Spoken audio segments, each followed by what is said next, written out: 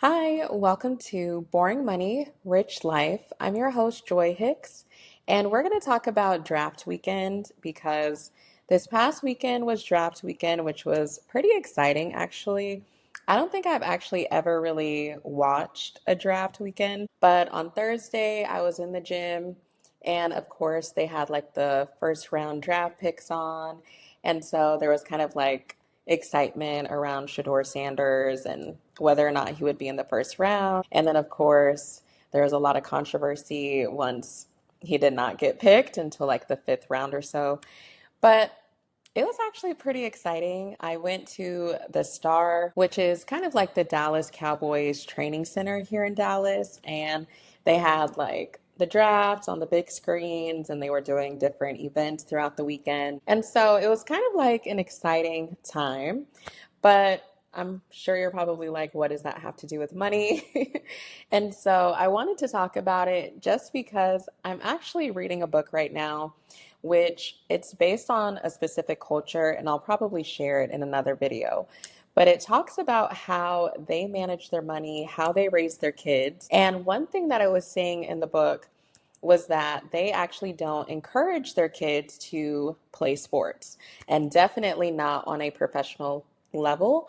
So sports are kind of just for like recreation. You know, if you want to decompress, you can go and play football, you can play basketball or whatever, but it's definitely not something to be pursued on a professional level. And I kind of thought that was perfect to talk about because, again, there was so much excitement this weekend.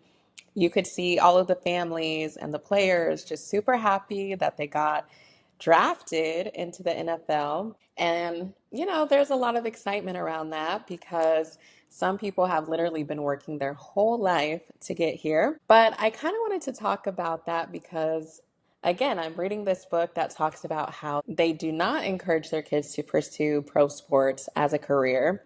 And I kind of wanted to get into it. So, to start us off, I was looking up the statistics of actually getting into the NFL, and it was saying that out of roughly 1 million high school football players, only about 7.3% of them will actually play in college.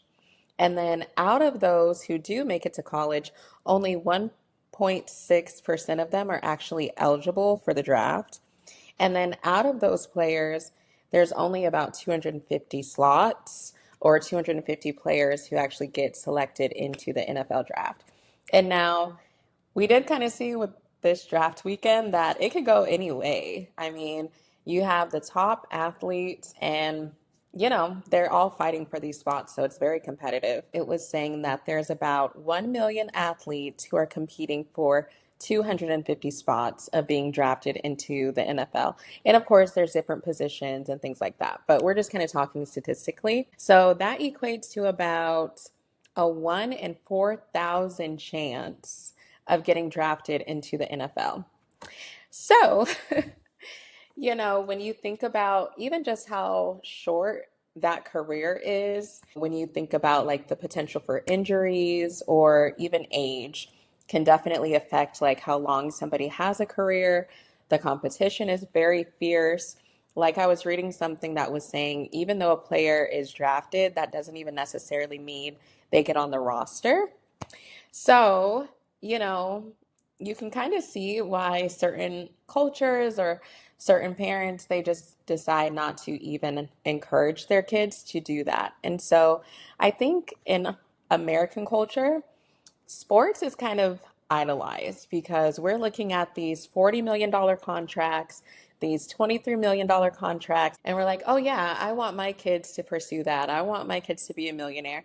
And of course, that's a great thing to pursue. But when you really think about it, it's a 1 in 4,000 chance that your child would actually make it into the league. And then if you think about like the statistics that show a lot of NFL players or even just professional athletes in general end up broke after their careers. So like it was saying 78% of NFL players are either bankrupt or in financial distress within 2 years of retirement. It's kind of like, yes, you have this amazing opportunity to have this $1 million contract, But a lot of that wealth is not even kept in your family. It's not passed down because a lot of the players, they don't have financial literacy. So they might go literally from just knowing how to play ball, being really good at what they do, playing in high school, playing in college, making it to the pros. All of a sudden, they're a millionaire, and there's no education on how to actually sustain that money. So it's very likely that after all of that hard work, being the one in 4,000 who got selected, that you're still going to end up financially destitute. That's kind of crazy, right? Now, the book that I'm reading, it does talk about what this culture of people, what they do actually prefer their children to go in. So it was talking about kind of very like high paying professional jobs. So becoming like a doctor, a lawyer, an accountant, things like that, or getting into business. So I was kind of comparing the odds of becoming a doctor and a lawyer versus becoming a professional athlete in the NFL. So, becoming a doctor, you pretty much have like a 1 in 10 chance of becoming a doctor. And it does kind of range. So, it was saying there's like a 10 to 20% chance that you'll become a doctor, but that's still only like 1 in 5. That's not bad if you're looking at a 20% chance. And then for becoming a lawyer, there's like a 50 to 60% chance that you could become a lawyer if you pursued it seriously. So that's only a 1 in 2 chance, right? But again, in American culture, we idolize sports because we're not really financially educated, to be honest. So we're looking at these huge numbers. Again, we're looking at these $40 million contracts and we're like, oh, yeah, that's what I want to go after. Rarely do we encourage our kids to become doctors and lawyers who can still make really good money. And the odds of them doing that, if they take it serious, are only like a 1 in 10 chance, again, of becoming a doctor or a 1 in 2 chance of becoming a lawyer. So, yes, you might not make $40 million, but it was saying the average salary of a physician is anywhere from 250,000 to 350,000. And then if you were to specialize in something like cardiology or become like a surgeon, that could increase to 400,000 all the way up to 600,000, which is really not that far off from someone in the league, and I'll talk about that in a little bit. But then for a lawyer, it was saying that the average is about 135,000, which I think is a little bit low, but it does say if you kind of start at more of like a big law firm or like a top law firm, then you could make 200,000 plus. So that number I feel like is kind of low because in tech you could really make that much money, but still, you're making six figures regardless. Now, coming back to the salary of like an NFL player, so it was saying that the average salary is about 2.8 million, but then it says the median salary is 860,000 per year. So if you are a doctor and you're making 500,000, you're really not that far off. And plus, the length of your career is so much longer, whereas an NFL player, on average, the length of their career is only 3 years, it's saying. Now, again, this is statistical. This is not, this top player has been playing for the last 7 years and he's making 20 million. That's not what I'm talking about. I'm talking about just statistically. So we can have kind of like averages.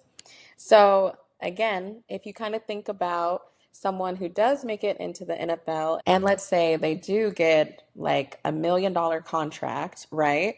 But if their career only lasts about 3 to 4 years, and then in 2 years after retirement, they end up broke, I don't know if that's necessarily worth it, right? I mean, they'll still have their brand, they'll still have their name, so they could definitely turn it around, but that just seems like a lot of ups and downs. Whereas becoming a doctor, making anywhere from 400,000 to maybe 600,000, and you're going to work and make that amount of money for the next 20 years, it's like, what's better? Now, mind you, both of them are year-long commitments. So you might be thinking, oh, it's going to take me almost 20 years of school to become a doctor. Well, some of these NFL players have been playing, football since they were 5 years old. So, what's the difference, And then horrible hours. I feel like they both work horrible hours. Even lawyers work horrible hours.